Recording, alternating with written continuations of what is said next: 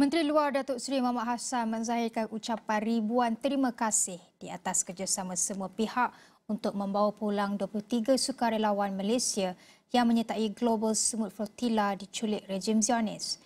Beliau turut menegaskan pentingnya diplomasi tertinggi bagi membantu rakyat Malaysia untuk bebas daripada tahanan Israel dan kembali ke tanah air. Nak menyatakan betapa bersyukurnya kita kehadrat Allah SWT di atas kepulangan sahabat-sahabat kita dengan selamat ke tanah air kita pada malam ini. Kita mengucapkan berbanyak-banyak terima kasih kepada Yang Amat Berhormat Perdana Menteri Datuk Seri Anwar Ibrahim untuk Puan sekalian. Di atas usaha beliau dengan tahap diplomasi tertinggi beliau bersama-sama dengan kepimpinan negara-negara sahabat seperti Turki, Mesir dan Jordan.